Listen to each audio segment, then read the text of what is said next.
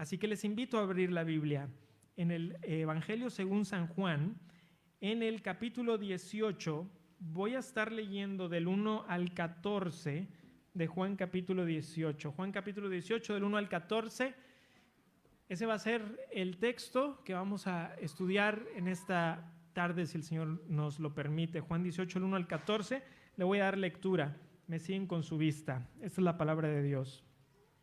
Habiendo dicho Jesús estas cosas, salió con sus discípulos al otro lado del torrente de Cedrón, donde había un huerto en el cual entró con sus discípulos, y también Judas, el que le entregaba, conocía aquel lugar, porque muchas veces Jesús se había reunido allí con sus discípulos. Judas, pues, tomando una compañía de soldados y alguaciles de los principales sacerdotes y de los fariseos, fue allí con linternas y antorchas y con armas. Pero Jesús, sabiendo todas las cosas que le habían de sobrevenir, se adelantó y les dijo: ¿a quién buscáis? Le respondieron: a Jesús Nazareno. Jesús les dijo: yo soy. Y estaba también con ellos Judas, el que le entregaba. Cuando les dijo: yo soy, retrocedieron y cayeron a tierra. Volvió pues a preguntarles: ¿a quién buscáis? Y ellos dijeron: a Jesús Nazareno. Respondió Jesús: os he dicho que yo soy. Pues si me buscáis a mí, dejad ir a estos. Para que se cumpliese aquello que había dicho: de los que me diste, no perdí ninguno. Entonces Simón Pedro, que tenía una espada, la desenvainó e hirió al siervo del sumo sacerdote y le cortó la oreja derecha. Y el siervo se llamaba Malco. Jesús entonces dijo a Pedro: mete tu espada en la vaina. ¿La copa que el Padre me ha dado no la he de beber? Entonces la compañía de soldados, el tribuno y los alguaciles de los judíos prendieron a Jesús y le ataron y le llevaron principalmente a Anás, porque era suegro de Caifás, que era sumo sacerdote aquel año. Era Caifás el que había dado el consejo a los judíos de que convenía que un solo hombre muriese por el pueblo. Vamos a orar. Te damos las gracias, Padre Celestial, por permitirnos en esta tarde poder el estar aquí y escuchar tu palabra predicada. Dios, qué bendición, Señor. Qué amoroso eres, qué Padre tan bueno y justo y santo. Ponemos ahora este tiempo en tus manos, Señor. Enséñanos tu palabra. En el nombre de Jesús lo pedimos. Amén. Recientemente estaba buscando en internet algunos lugares de retiros famosos en el mundo y miren lo que me encontré por ahí. Dice así, este es un anuncio que encontré: ubicado en lo profundo de los densos bosques de la región de Ubud en Bali, el Estate Shambhala ofrece servicios personalizados en sus instalaciones de 5 estrellas. Los programas aquí están diseñados para ayudarte a pasar de estar en forma a estar verdaderamente en forma. Cuerpo, mente y alma se nutren por igual, con sesiones de mindfulness, entrenamiento personal y una cocina de spa sana y equilibrada. La suite se considera la más grandiosa del resort, con 2 master suites, jacuzzi, sala y comedor, todo construido alrededor de una piscina privada. Y continúa. Y a lo mejor algunos de ustedes están esperando que diga que aquí va a ser el retiro de la iglesia. No, lo siento. Pero estuve viendo de algunos otros lugares y por ejemplo vi que hay retiros de lujo en el desierto de Arizona, uno en una isla privada, otro en unas montañas remotas allá en el Tíbet.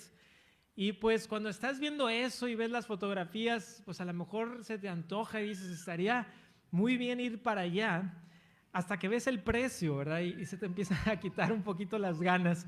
¿Por qué? Porque por tan solo un fin de semana estamos hablando de miles y miles de dólares incluso. Y muchas personas están dispuestas, por supuesto, a ir y pagar ese dinero, porque uno de los propósitos de estos retiros es responder a una pregunta. Y la pregunta es: ¿quién soy? Es decir, muchas personas van a encontrarse a sí mismos. ¿Han escuchado eso, verdad? Me fui para encontrarme conmigo mismo. Quería encontrarme a mí mismo. ¿Quién soy yo? Y esa pregunta, hermanos, es una pregunta de las que les llamamos las preguntas existenciales. Las preguntas existenciales son preguntas que los seres humanos se han hecho por cientos de años. Incluso los grandes filósofos griegos hablaron de estas preguntas. ¿Quién soy? ¿De dónde venimos? ¿A dónde vamos? ¿Por qué existe lo que existe? ¿Existe Dios? ¿Hay vida después de la muerte? Todas estas son preguntas que los seres humanos han buscado respuestas y están dispuestos a irse a partes remotas del planeta Tierra para tratar de responder a esa pregunta. Y en la historia de la humanidad, hermanos, muchas personas han intentado responder esa pregunta sobre Jesús, es decir, ¿quién es Jesús? Y las respuestas han sido variadas. Jesús es un gran ejemplo a seguir. Otros dicen que fue un gran maestro iluminado, un revolucionario, un campeón de la libertad, un profeta malentendido. Y así, muchas personas tienen diferentes respuestas a la pregunta de quién es Jesús. Pero nosotros como cristianos, queridos hermanos, entendemos que esta crucial pregunta es una a la que encontramos respuestas definitivas y claras en las Escrituras. Y hermanos, saber quién es Jesús es fundamental, porque nunca podremos saber quién soy si no sé quién es Él. Y en este pasaje de la Escritura, en Juan capítulo 18, vamos a estar viendo en específico dos aspectos de la identidad de Jesucristo. Y vamos a responder a la pregunta, ¿quién es Jesús? Y veamos qué nos dice Dios en su palabra. Primeramente vamos a ver que Jesús es el gran yo soy. Jesús es el gran yo soy. Miren conmigo el versículo 1 de Juan capítulo 18. Habiendo dicho Jesús estas cosas, salió con sus discípulos al otro lado del torrente de Cedrón, donde había un huerto en el cual entró con sus discípulos. Hagamos ahí una pausa, hermanos. Estamos en la última sección del Evangelio de Juan. Los 4 capítulos restantes nos van a hablar del arresto, el juicio, la crucifixión, la sepultura y la resurrección de nuestro Salvador. Y les recuerdo que el Evangelio de Juan se centra en la última semana del Señor Jesucristo. Aunque el Señor Jesucristo ministró por unos 3 años, nos dicen los Evangelios, el Evangelio según San Juan utiliza más de la mitad de su Evangelio para hablar de los últimos 7 días de la vida de Jesús.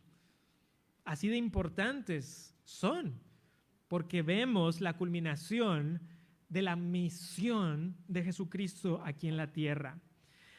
Entonces, vamos a aprender en los capítulos 18 hasta el 21 lo horrible, por un lado, de la traición y del juicio injusto y de la muerte del Señor Jesucristo, una muerte cruenta en la cruz. Y por el otro lado, vamos a aprender que todo sucedió como el plan perfecto de Dios. El plan perfecto de Dios para la humanidad. Hermanos, estuvimos 6 meses estudiando el discurso del aposento alto y este ha terminado. Y ahora Jesús sale con sus discípulos a un huerto al otro lado del torrente de Cedrón. Ahora les voy a invitar que vean la pantalla y lo que tenemos ahí, hermanos, es una fotografía. Y tuve el privilegio de tomar esta fotografía. No, como ustedes saben, esta última vez se canceló el viaje y sigamos orando por la situación allá. Pero hace unos años que estuve ahí, tomé esta fotografía y les quiero explicar. Esto que ven aquí, todo esto es el monte de Sión. Este es el monte de Sión. Aquí donde está la mezquita de Omar es donde hubiera estado el templo en los tiempos del Señor Jesucristo, el segundo templo. Acá en esta esquina estaba la fortaleza Antonia. Era un edificio enorme en donde estaban los romanos, los soldados romanos. Entonces, aquí hay una muralla, esta es una muralla exterior de la ciudad de Jerusalén de aquel tiempo, y el aposento alto está por aquí, más o menos, por esta área, un poquito más hacia allá. Entonces Jesucristo va cruzando, sale por probablemente esta puerta, que el día de hoy está cerrada, pero en aquel tiempo hubiera estado abierta. Y luego, aunque no se percibe muy bien, esto es un valle, hermanos. Este es el torrente de Cedrón. Uno baja, y cuando llegas acá abajo empiezas a subir. Y esto que ven aquí, este es el huerto de Getsemaní. Aquí es el huerto de Getsemaní. O sea, aquí es donde el Señor Jesucristo hubiera estado. Por cierto, el día de hoy puedes entrar al huerto de Getsemaní y hay olivos. El huerto de Getsemaní es el monte de los olivos. Entonces, lo que está en medio es el torrente o el valle de Cedrón. Entonces, Cristo hubiera salido de aquí más o menos por esta área, cruza, sale, desciende y vuelve a subir hacia el monte de los olivos. Que por la fotografía a veces uno no ve las dimensiones, ¿verdad? Pero en realidad es un valle que vuelve a subir. Ahí es donde nos estamos situando ahorita. Entonces, regresemos a nuestro texto en el capítulo 18, versículo 2, dice, y también Judas, el que le entregaba, conocía aquel lugar porque muchas veces Jesús se había reunido allí con sus discípulos. Si ustedes recuerdan, hermanos, Judas Iscariote ya había salido, ¿recuerdan? Del aposento alto le había salido, y los apóstoles no saben bien por qué salió Judas Iscariote. Nosotros sabemos que Judas Iscariote salió porque iba a terminar de planear o atraer a aquellos que habían de capturar al Señor Jesucristo. Pero si me acompañan a Mateo capítulo 26, hermanos, vamos a ver ahí el plan que hizo Judas Iscariote con anterioridad para traicionar a Jesucristo. Mateo capítulo 26, versículos 14 al 16. Mateo capítulo 26, versículos 14, 15 y 16. Dice así la Escritura. Entonces, uno de los 12, que se llamaba Judas Iscariote, fue a los principales sacerdotes y les dijo, ¿qué me queréis dar? Y yo os lo entregaré. Y ellos le asignaron 30 piezas de plata. Y desde entonces buscaba oportunidad para entregarle. Pues la oportunidad se ha llegado. Esa oportunidad que estaba buscando Judas Iscariote. Y sabemos por los evangelios, por los 4 evangelios, que a Jesucristo le gustaba, cuando estaba en Jerusalén, le gustaba ir al monte de los olivos, que es el huerto de Getsemaní, y que le gustaba pasar ahí tiempo en oración con sus apóstoles, posiblemente algunas veces a solas, pero era un lugar como especial para el Señor Jesucristo, en donde podía tener quietud, porque aunque ahorita el huerto de Getsemaní está dentro de la ciudad de Jerusalén, porque la ciudad de Jerusalén se ha expandido, en aquel tiempo estaba a las afueras de la ciudad de Jerusalén, ¿verdad? Es como Monterrey, ¿verdad? Antiguamente y hoy, ¿verdad? Pues se ha estado expandiendo, pero entonces era un lugar un poquito más apartado, en donde Cristo podía ir y pasar tiempo con su Padre Celestial. Y aunque Juan no nos narra la oración de Cristo en el huerto de Getsemaní, sí se nos narran en Mateo, Marcos y Lucas. Si ustedes recuerdan, Cristo va y ¿qué le dice a sus apóstoles? Les dice, quiero que oren, acompáñenme en oración, y él se va a orar. Y regresa, ¿y cómo los encuentra? Durmiendo. ¿Y qué les dice? Velen y oren para que no entren en tentación. El espíritu a la verdad está dispuesto, pero la carne es débil. Y se regresa el Señor Jesucristo a orar. Y como están ahí en Mateo 26, miren el 42. Miren lo que dice el 42, dice Mateo 26, 42. Otra vez fue y oró por segunda vez diciendo, Padre mío, si no puede pasar de mí esta copa sin que yo la beba, hágase tu voluntad. Y nos dicen las Escrituras en los otros evangelios que Cristo estaba orando, sudando gotas de sangre, suplicando al Padre Celestial por esta copa de sufrimiento que estaba por beber. Termina de orar, regresa, ¿y cómo están los apóstoles? Dormidos. Y les dice, ok, listo, levántense, que se acerca el que me entrega. Ahora regresen conmigo a Juan capítulo 18, hermanos, Juan 18, voy a leer el 3 y el 4. Y recuerden que pongan ahí su separador porque vamos a estar regresando constantemente.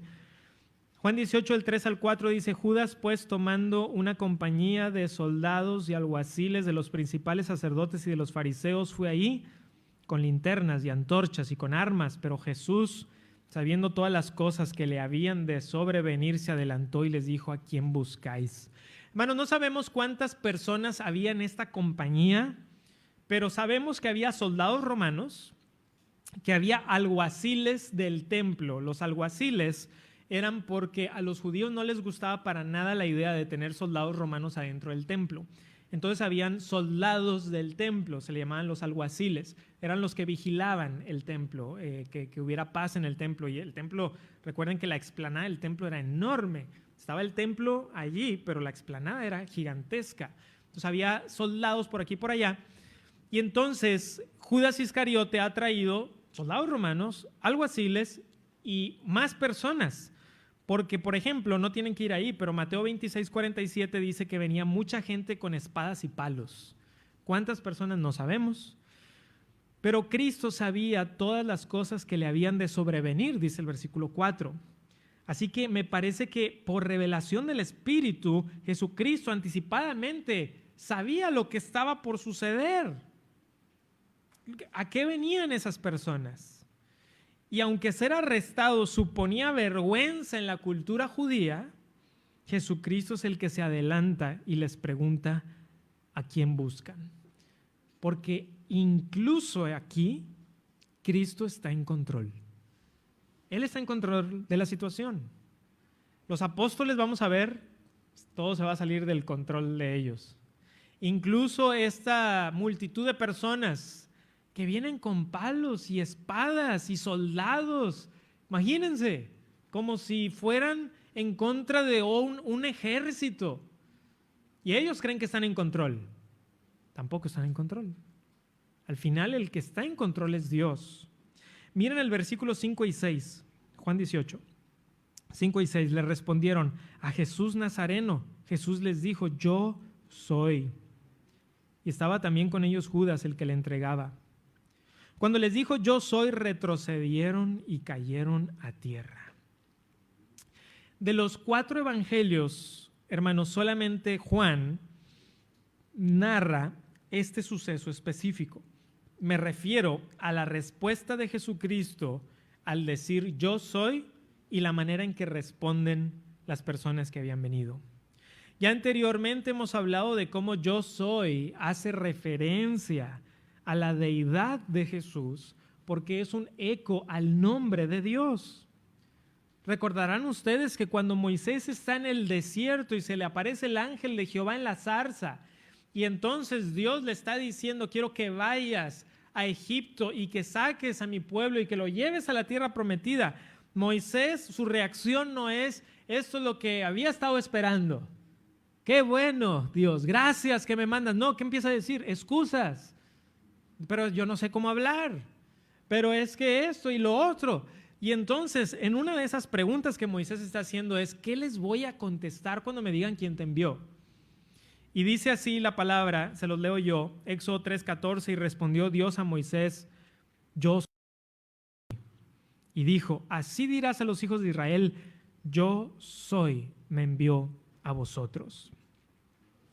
Ahora, hermanos, no estoy diciendo que siempre que Jesucristo dice la palabra yo soy, que en griego es ego y mí, siempre que dice esas dos palabras, no estoy diciendo que el 100% de las ocasiones está haciendo una alusión al nombre divino, al nombre de Dios.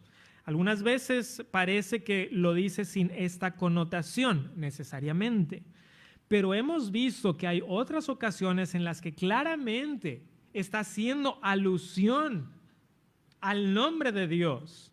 Por ejemplo, cuando estábamos estudiando Juan capítulo 8, hay una ocasión en la cual Jesucristo les dice: de cierto os digo, antes que Abraham fuese, yo soy. ¿Y cuál es la reacción? Toman piedras para arrojárselas, porque entendieron que Cristo estaba diciendo algo que para ellos era blasfemia. Él lo que está diciendo es: yo soy Dios. Ahora sabemos que el nombre Jehová proviene de yo soy. Entonces Cristo está diciendo: el Dios verdadero Dios Jehová, yo soy. Yo soy. Ahora, es claro en Juan capítulo 18 que hay una demostración poderosa de la persona de Jesús. ¿Por qué? Porque miren el versículo 6, cuando les dijo yo soy, retrocedieron y cayeron a tierra. Me gustaría mucho que Juan nos diera más información sobre cómo fue esto en específico, o que pudiéramos tener aquí a Juan y preguntarle.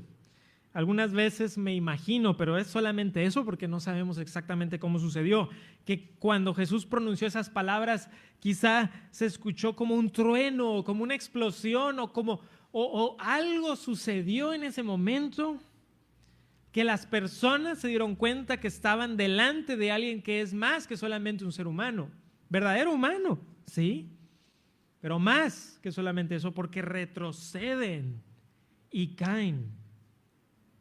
Una demostración de que Él es el Mesías, Él es el ungido, Él es el Salvador del mundo, Él es el gran yo soy. Hermanos, nosotros como iglesia cristiana creemos en la deidad de Jesús. Jesús como verdadero hombre y verdadero Dios, porque adoramos a aquel que creemos que es verdadero Dios, de Dios verdadero. Y eso es algo que la iglesia históricamente ha confesado, y eso es algo que vemos en la Escritura, y lo hemos estado aprendiendo por 2 años ya en el Evangelio según San Juan. Y espero que 2 años después de haber estado estudiando vez tras vez tras vez, persona de Jesucristo, su verdadera humanidad, su verdadera deidad, podamos nosotros llegar a un pasaje como esto y decir, pues claro, por supuesto, Él es yo soy, Él es el Dios verdadero.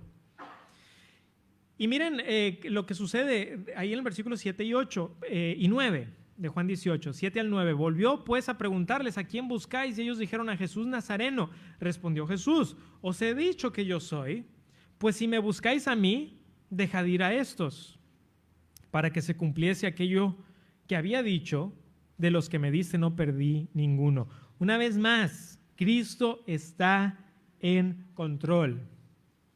Es verdad que los apóstoles, la mayoría de ellos morirían como mártires después, pero no morirían crucificados como Jesús. Cristo lo sabe. Déjenlos ir, dice, para que se cumpla lo que Cristo ya había dicho. ¿Cuándo dijo Jesús esto? Pues miren, en Juan 17:12, ahí estamos un capítulo antes, Juan 17:12, lo vimos hace que unas 3-4 semanas. Cuando estaban con ellos en el mundo, yo los guardaba en tu nombre, esto lo dice Jesús.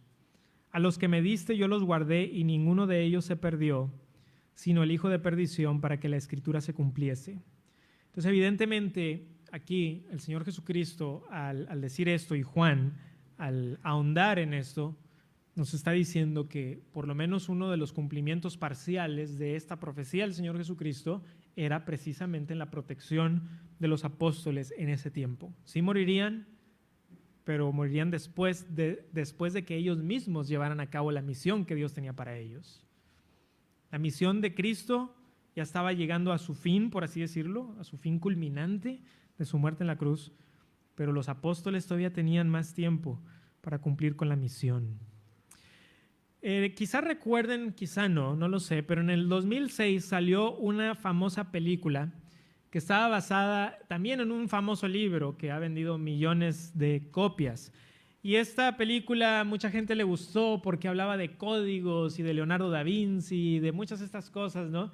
Y se hizo muy famosa y la gente la discutía. Y en una de las partes de la película dice y afirma algo que los críticos de la Biblia han afirmado por mucho tiempo. Y es que en el 325 un emperador llamado Constantino, el cual sí vivió, decidió establecer que Jesús era Dios. Y que por conveniencia propia el emperador Constantino más o menos ahí tenía algunos obispos, ¿verdad?, que lo seguían y les dijo, miren, el plan es este, ustedes van a decir que Jesús es Dios y de esa manera vamos a tener una nueva religión poderosa de todo el imperio romano. Lo que estaba yo y pensando, ¿de qué está hablando? O sea, ¿quién seriamente afirma algo así? Es decir, tenemos hasta las minutas del concilio de Nicea como para que alguien esté diciendo semejante cosa, pero obviamente que la gente, mucha gente se lo creyó. Ok, entonces en el 325 se decidió que Jesús es Dios. Hermanos, la Biblia es clara sobre eso. Miren, les voy a leer un par de pasajes que ya hemos visto. Pablo dice en Colosenses 2:9, porque en él habita corporalmente toda la plenitud de la deidad. Toda la plenitud de la deidad. O Filipenses 2:6, el cual siendo en forma de Dios, no estimó el ser igual a Dios. Y esos son dos de múltiples pasajes. Decía el pastor y teólogo B.B. Warfield que quitar la deidad de Jesús del Nuevo Testamento es como quitarle la sal a la arena. No puedes, está por todos lados. Y la evidencia clara de la iglesia primitiva es que mantenía una creencia: Cristo es Dios verdadero. Hasta el día de hoy, por eso nosotros aquí en Vida Nueva mantenemos esta doctrina. Jesús es el gran yo soy, Jesús es Dios, Jesús es Jehová, Dios mismo hecho carne. Y es por eso que creemos en la doctrina de la Trinidad. Entonces, estamos respondiendo a la pregunta de quién es Jesús. Dijimos que Jesús es el gran yo soy. Vamos a una segunda cosa que vemos aquí en el pasaje.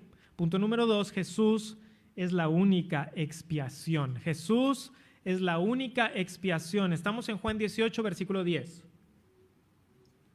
Dice, entonces Simón Pedro, que tenía una espada, la desenvainó e hirió al siervo del sumo sacerdote y le cortó la oreja derecha, y el siervo se llamaba Malco. ¿Se pueden imaginar la confusión por la que están pasando los apóstoles? Están recién despertados, ¿no? Están somnolientos, están despertando y viene, ¿quién? Judas, con el que habían estado comiendo, con el que habían viajado. Hermanos, el que llevaba la tesorería, el que llevaba la bolsa.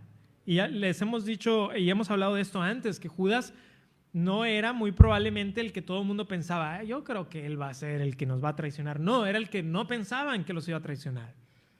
Por eso le habían dado la bolsa del dinero. Decían, Judas es él es el en el que podemos confiar. Pues ahí viene Judas. Y detrás de él, soldados, alguaciles, con espadas, con antorchas, con palos, como si vinieran aquí a combatir contra un ejército. Y los apóstoles tienen 2 espadas. Nos dice uno de los evangelios sinópticos que tenían 2 espadas. Señor, aquí tenemos 2 espadas. Cristo les dice, basta ya. O sea, como que no habían agarrado la onda los apóstoles. ¿Por qué? Porque recuerden, hermanos, que ellos lo ven todo como neblina. Es como que tienen el rompecabezas, pero no están todas las piezas en su lugar. Y entonces pasa esto y Pedro, que hemos estado conociendo a Pedro, ¿no? Y Pedro es de cierta manera mucho como nosotros, ¿no? Y Pedro, impulsivo, dice, yo voy a defender a mi maestro. Y saca la espada y no solamente eso, le corta la oreja a Malco, siervo del sumo sacerdote. Y los detalles, hermanos, son bien interesantes, son impresionantes para un suceso que sucedió, valga la redundancia, hace 2000 años. Se nos dice el nombre del siervo, probablemente porque los primeros lectores del Evangelio podrían reconocer a la persona o incluso preguntarle al respecto. Era una evidencia de lo que había sucedido. Segundo, se nos dice que le cortó la oreja derecha, cosa que por cierto también menciona Lucas específicamente, que fue la oreja derecha. Y hay un tercer detalle que no se menciona aquí en Juan, pero Lucas lo menciona en su evangelio, y es que Jesucristo sana la oreja de Malco. Imagínense, hermanos.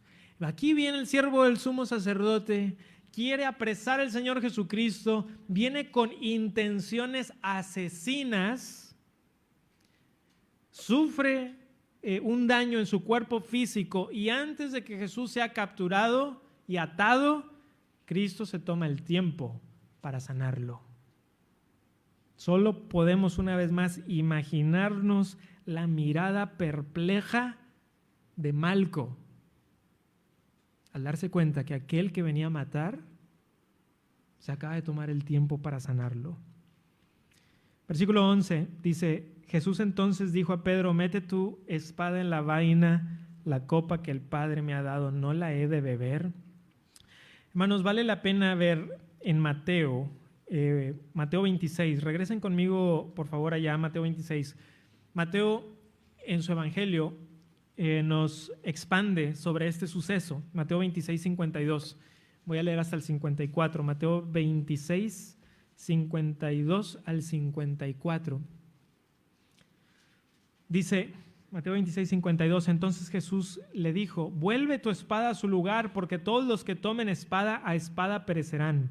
¿Acaso piensas que no puedo ahora orar a mi Padre y que Él no me daría más de 12 legiones de ángeles? Pero ¿cómo entonces se cumplirían las escrituras de que es necesario que así se haga? Hermanos, ¿quién está a cargo? Cristo. Dios está a cargo. Él sabe lo que está sucediendo, sabe por qué está sucediendo, sabe que ha de tomar la copa. Porque si regresamos a nuestro pasaje en Juan capítulo 18, Cristo habla sobre la copa que el Padre le había dado a beber. Y esta copa, hermanos, hace referencia a la oración que Jesús había hecho en Getsemaní, que leí hace un momento. Padre mío, si es posible, pase de mí esta copa, pero no sea como yo quiero, sino como tú. Mateo 26, 39. Y esta copa del sufrimiento de Jesús en la cruz, de su muerte cruenta por los pecados de la humanidad, en donde no solamente su cuerpo físico pasaría por este dolor y sufrimiento, sino también espiritualmente, por llevar los pecados de la humanidad, siendo Él inocente. Y Él sabe que esta es una copa y sabe que representa sufrimiento, y Cristo en su verdadera humanidad exclama lo que muchos de nosotros diríamos: Padre, si es su voluntad, que pase de mí esta copa. Pero ¿cuántos de nosotros no le diríamos a Dios: pero que se haga tu voluntad? Muchos de nosotros le diríamos a Dios: yo no quiero el sufrimiento de ninguna manera. Pero Cristo sabe que por medio muchas veces incluso del sufrimiento es que Dios lleva a cabo sus propósitos eternos. Y lo que yo me he dado cuenta, queridos hermanos, en mi vida como cristiano, es que es cuando pasamos por el dolor y el sufrimiento que aprendemos sobre quién es Dios y que realmente empezamos a ver la dimensión de nuestra necesidad y de que verdaderamente lo necesitamos a Él desesperadamente. Dios está en control. Qué interesante que el Padre responde a su Hijo y le dice: has de tomar la copa, debes tomarla. Y Cristo dice: que se haga tu voluntad. Y es lo que vamos a estar viendo en los capítulos 19, 20 y 21. Pero estamos ahorita en el 18, vamos al 12. 18, 12, voy a leer hasta el 14. Entonces la compañía de soldados, el tribuno y los alguaciles de los judíos prendieron a Jesús y le ataron. Vean los detalles. Lo tomaron, lo ataron. Y le llevaron primeramente a Anás, porque era suegro de Caifás, que era sumo sacerdote aquel año. Era Caifás el que había dado el consejo a los judíos de que convenía que un solo hombre muriese por el pueblo. En el momento de necesidad de Jesús, uno de sus apóstoles lo traiciona, el resto sale corriendo, lo atrapan, lo atan y se lo llevan a la casa de Anás, el suegro de Caifás. Anás había sido sumo sacerdote antes de Caifás, pero los romanos lo habían quitado. Pero muchos consideraban que él era el verdadero sumo sacerdote, entonces lo llevan ahí. Y en el versículo 14, hermanos, Juan el Evangelista hace referencia a una palabra que había dicho Caifás. Dice: era Caifás el que había dado el consejo a los judíos de que convenía que un solo hombre muriese por el pueblo. Vamos por favor a Juan capítulo 11. En Juan capítulo 11 vemos esto. Juan 11:45. Voy a leer varios versículos hasta el 53 porque vale la pena. Juan 11:45. Entonces muchos de los judíos que habían venido para acompañar a María y vieron lo que hizo Jesús creyeron en él. Pero algunos de ellos fueron a los fariseos y les dijeron lo que Jesús había dicho. Entonces los principales sacerdotes y los fariseos reunieron el concilio y dijeron: ¿qué haremos? Porque este hombre hace muchas señales. Si le dejamos así, todos creerán en él y vendrán los romanos y destruirán nuestro lugar santo y nuestra nación. Entonces Caifás, uno de ellos, sumo sacerdote,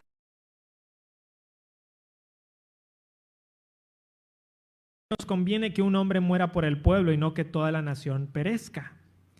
Esto no lo dijo por sí mismo, sino que como era el sumo sacerdote aquel año, profetizó que Jesús había de morir por la nación. Y no solamente por la nación, sino también para congregar en uno a los hijos de Dios que estaban dispersos. Hermanos, qué interesante. Dios puede hablar por quien Él le plazca. Y en este caso usa a un hombre que realmente no creía en el Señor Jesucristo, pero por medio de él dice algo que es verdad. Pero lo que Caifás dice no se cumple quizá de la manera que Caifás pensaba. Caifás lo que pensó es: vamos a matar a Jesús para que no muramos todos, todo el pueblo, porque si todo el mundo sigue a Jesucristo, vienen los romanos y nos van a matar a todos. No, mejor que muera Jesús en lugar del pueblo. Y lo que nos dice Juan el Evangelista es: pues de cierta manera es verdad y se cumple una profecía, porque sí moriría Jesús por el pueblo, pero de una manera diferente a la que Caifás pensaba, sino que se cumpliría el propósito de Dios. Pero no solamente, dice Juan, moriría Jesús por el pueblo judío, sino que, versículo 52, para congregar a uno a los hijos de Dios que estaban dispersos. Qué impresionante. Cristo moriría para congregar en uno a los hijos de Dios dispersos. Eso que hemos estado hablando de la elección de Dios, el plan perfecto y soberano de Dios, lo vemos aquí. Hermanos, Cristo es la gran y final expiación. Los sacrificios del Antiguo Testamento podían cubrir los pecados, pero la expiación de Jesús es completa. Por su muerte, nuestros pecados no son solamente cubiertos, son quitados por completo. Eso significa expiar. Cuando hablamos de expiar con respecto a la obra de Cristo, de una manera sencilla, pudiéramos decir es que Cristo quita nuestros pecados. Cuando decimos que Cristo es nuestra expiación, es que por medio de su muerte sustitutoria, nuestros pecados quedan perdonados. Hay un libro de cuentos que le gusta a Marcos que se lo leamos. Y no es comercial, pero es un buen librito. Se llama Arlo y el gran encubrimiento. En esta historia hay un niño que se llama Arlo. Y un día Arlo toma un crayón y empieza a rayar una de las paredes de su cuarto. Y entonces se acuerda que su mamá le había dicho que sí podía usar los crayones, pero no para rayar la pared del cuarto. Entonces Arlo dice: tengo que hacer algo al respecto. Y lo primero que hace es que trata de limpiar la mancha y la hace peor. Entonces dice: ¿y ahora qué voy a hacer? Entonces dice: ya sé, voy a encubrir esa mancha. Y mueve ahí la cama y empieza a hacer una montaña de juguetes para que lleguen hasta donde está esa mancha, ¿no? Y entonces la cubre y dice: perfecto, ya la hice, no se va a dar cuenta mi mamá. Entonces llega su mamá y le dice: oye, Arlo, ¿dónde estás? Él estaba escondido debajo de la cama, y en donde sale se vienen abajo los juguetes y se ve ahí la mancha que había dejado Arlo. Y por supuesto empieza una conversación entre la mamá y el niño, y esta conversación se empieza a tornar espiritual, porque ella le dice: tú trataste de limpiar la mancha, ¿verdad? Y no pudiste. No pude. Luego trataste de encubrirla y no pudiste. No, no pude. Y le dice la mamá: pues yo sí puedo limpiar esa mancha. Mira, y trae una esponja, ¿verdad? Y la limpia y dice: tú no fuiste capaz de hacerlo, pero yo sí fui capaz de quitar esa mancha. Y entonces la conversación se torna espiritual, porque hermanos, tú y yo tenemos una mancha del pecado. Y a veces nosotros la queremos quitar por nosotros mismos y lo hacemos peor. Y luego la queremos encubrir quizá con otras cosas y decimos, quizá Dios no la vea, no se dé cuenta. Pero Dios todo lo ve. Pero Él dice, yo tengo a alguien que puede quitar esa mancha. Y su nombre es Cristo. Y querido hermano, hermana, amigo y amiga, si tú confías en ese Cristo, en ese gran yo soy, Él es suficiente y Él es capaz, porque Él es la última y gran expiación. Y todos tus pecados pueden ser borrados por la sangre del Cordero. Hermanos, Cristo sí puede. Y si tú crees en Él, tus pecados serán perdonados. Hermanos, Jesús es verdadero Dios y tú puedes confiar en Él en esta tarde. Confía en Él. A veces pensamos, ok, dejaré eso para después, para otro día, otra ocasión, pero el Evangelio nos llama al arrepentimiento. El Evangelio nos proclama nuestra necesidad. Y es por la palabra del Evangelio que podemos decir, ven a Cristo, arrepiéntete y cree en Él. Si no has creído en Él como tu Salvador, este es día de salvación, porque el Evangelio ha sido proclamado delante de ti. Entonces ven a Jesús. Y si tú has creído en Cristo como tu Salvador, como tu expiación, como tu Dios, pues qué poderoso recordatorio el día de hoy, que no es por nosotros, porque así como Arlo, nosotros no podemos quitar nuestro pecado, pero hay alguien que sí puede y su nombre es Jesús. Vamos a orar y vamos a dar gracias por Jesús. Padre bendito, gracias Señor, te damos por Cristo. Él es el gran yo soy. Él es la expiación final y verdadera. Y posiblemente, Señor, no dudo que haya alguien en este salón o viendo esta transmisión que aún no haya puesto su fe en Cristo y que esté pensando, quizá después, quizá otro día tendré el tiempo, pero el tiempo es ahora. El tiempo es ahora, Señor, porque hoy tú nos extiendes tu misericordia, Señor. No sabemos del día de mañana, pero qué precioso día de salvación has dado. Y aquellos que por la fe han creído en tu Hijo como Dios y Salvador, hoy queremos decir gracias, Señor. Gracias, Señor, porque tú nos has salvado. Gracias, Señor, porque tú nos has redimido. Gracias, Señor, porque nos has perdonado nuestros pecados, queriéndolos cubrir nosotros con nuestras justicias, que son como trapos de inmundicia. Pero hay una justicia que es real, verdadera y perfecta, y es la justicia de Jesús. Oh Dios, haz obra de salvación en esta tarde, lo pedimos en el nombre de nuestro Salvador Jesucristo. Amén. Amén, amén.